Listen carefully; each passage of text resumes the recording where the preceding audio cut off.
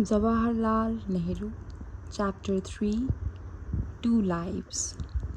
In this and other ways, I tried to discover India, the India of the past and the present, and I made my mood receptive to impressions and to the waves of thought and feelings that came to me from living beings as well as those who had long ceased to be. I tried to identify myself for a while with this unending procession, at the tail end of which I too was struggling along, and then I would separate myself as from a hilltop apart, look down at the valley below. To what purpose was all this long journeying? To what end these unending processions? A feeling of tiredness and disillusion would sometimes invade my being, and then I would seek escape from it in cultivating this, a certain detachment. Slowly, my mind had prepared itself for this, and I had ceased to attach much value to myself or to what happened to me. Or so I thought, and to some extent I succeeded, though not much, I fear, as there is too much of a volcano within me for real detachment. Unexpectedly, all my defenses are hurled away and all my detachment goes. But even the partial success I achieved was very helpful, and in the midst of activity, I could separate myself from it and look at it as a thing apart. Sometimes I would steal an hour or two and, forgetting my usual preoccupations, retire into that cloistered chamber of my mind and life for a while, another life. And so, in a way, these two lives merged together inseparably, tied up with one another, and yet apart.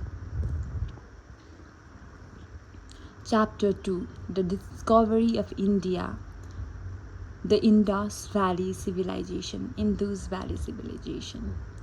The Indus Valley Civilization, or whose impressive remains have been discovered at Mohenjo-daro in Sindh and at Harappa in the western Punjab, is the earliest picture that we have of India's past. These excavations have revolutionized the conception of ancient history. Unfortunately, a few years after this work of excavation began in these areas, it was stopped, and for the last 13 years or so, nothing significant has been done. The stoppage was initially due to the Great Depression of the early 30s. Lack of funds was pleaded, although there was never any lack for the display of imperial pomp and splendor. The coming of World War II effectively stopped all activity, and even the work of preservation of that has been dug out has been rather neglected. Twice I have visited Mohenjo-daro in the 1931 and 1936. During my second visit, I found that the rain and the dry, sandy air had already injured many of the buildings that had been dug out. After being preserved for over 5,000 years under a covering of sand and swell, they were rapidly disintegrating owing to exposure, and very little was being done to preserve those priceless relics of ancient times. The officers of the archaeological department in charge of the place complained that he was allowed practically no funds or other help or material to enable him to keep the excavated buildings as they were. What has happened during these last 8 years, I do not know. But I imagine that the wearing away has continued, and within another few years, many of the characteristic features of Mohenjo-daro will have disappeared. That is a tragedy for which there is no excuse, and something that can never be replaced. We'll have gone, leaving only pictures and written descriptions to remind us of what it was. Mohenjo-daro and Harappa are far apart. It was sheer chance that led to the discovery of these ruins in these two places. There can be little doubt that there lie many such buried cities and other remains of the handiwork of ancient man in between these two areas, that, in fact, this civilization was widespread over large parts of India, certainly of North India. A time may come when this work of uncovering the distant past of India is again taken in hand and far-reaching discoveries are made.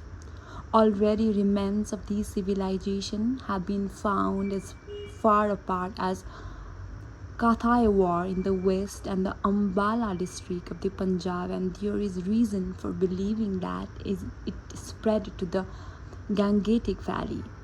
Thus, it was something much more than an Indus Valley civilization. The inscription found at Mohenjo-daro have so far not been fully deciphered.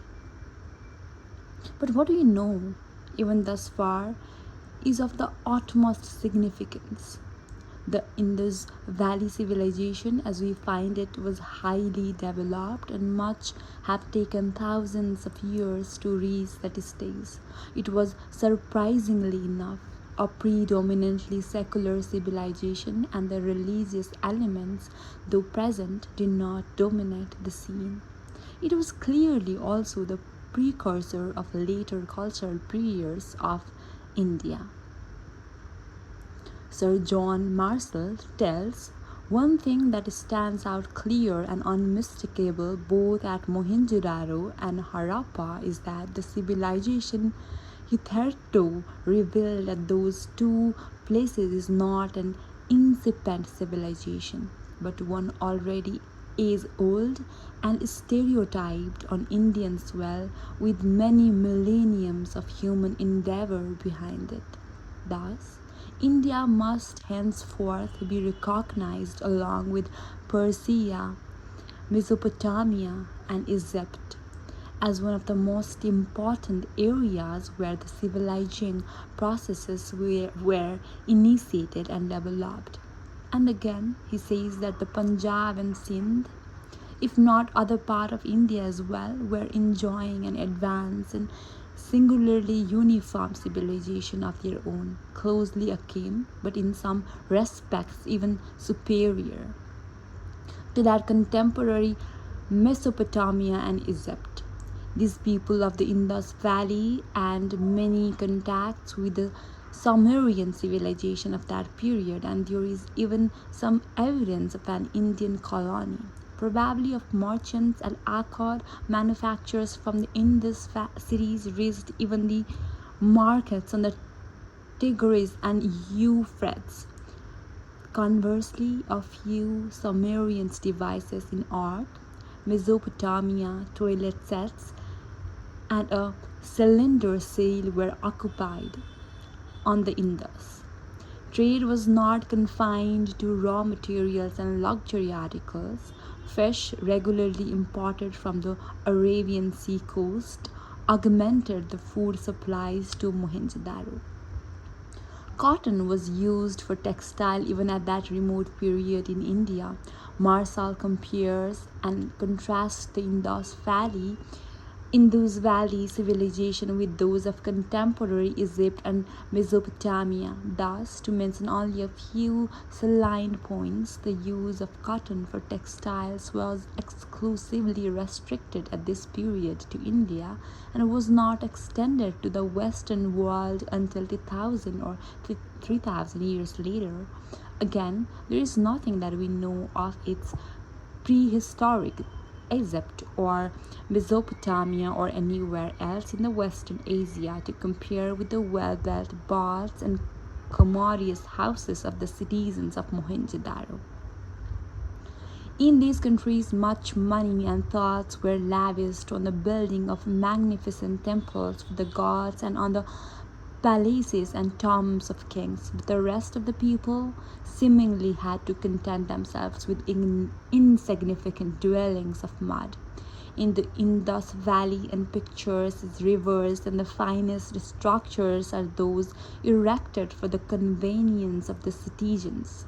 These public and private baths, as well as the actual and drainage system we find at Mohenjo-daro, are the first of their kind yet discovered anywhere. There are also two-storied private houses made of baked bricks with bathrooms and a potter's lodge as well as tenements. Yet another quotation for Marcel, the acknowledged authority on the Indus Valley civilization, who was himself responsible for the excavation. He says that equally peculiar to the Indus Valley and stamped with an individual character of their own are its art and its religion. Nothing that we know of in other countries at this period bears any resemblance in point of style to the faience models of rams, dogs, and other animals, or to the intaglio engravings on the seals, the best of which, notably the humped and short-drawn balls, are distinguished by a breadth of treatment and a feeling for a line and plastic from that have rarely been surpassed in glyptic art, nor would it be possible until the classic age of Greece to match the exquisitely simple modeling of the two human statues from Harappa in the religion of the Indus people to in much, of course, that might be paralleled in other countries. This is true of every prehistoric and most historic religions as well, but taken as a whole, their religion is so characteristically Indian as hardly to be distinguished from still living Hinduism. We find thus this Indus Valley civilization connected and trading with its sister civilization of Persia, Mesopotamia, and Egypt, and superior to them in some ways. It was an urban civilization where the merchant class were wealthy and evidently played an important role. The streets lined with stalls and what were probably small shops give the impression of an Indian bazaar of today. Professor Chalde said, "It would seem to follow that the craftsmen of the Indus cities were to a large extent producing for the market. What if any form of currency and standard of value had been accepted by society to facilitate the exchange of commodities is, however, uncertain. Magazines attached to many spacious and commodious private houses mark their owners as merchants. Their number and size indicate a strong and prosperous merchant community. A surprising wealth of ornaments of gold, silver, precious stones, and finds of vessels of beaten copper and of metal implements and weapons has been collected from the ruins." Chalde adds that well-planned streets and a magnificent system of drains regularly cleared out reflect the vigilance of some regular municipal government. Its authority was strong enough to secure the observance of town planning by laws and the maintenance of approved line for streets and lanes over several reconstructions rendered necessary by floods. Between this Indus Valley civilization and today in India, there are many gaps and periods about which we know little. The links joining one period to another are not always evident, and a very great deal has, of course, happened, and innumerable changes have taken places. But there is always an underlying sense of continuity, of an unbroken chain which joins modern India to the far distant period of 6 or 7 years ago when the Indus Valley civilization probably began. It is surprising how much there is in Mohenjo-daro and Harappa, which reminds one of persisting traditions and habits, popular rituals, craftsmanship, even some fashions in dress. Much of this influenced Western Asia. It is interesting to note that at this dawn of India's story, she does not appear as a pulling infant, but already grown up in many ways.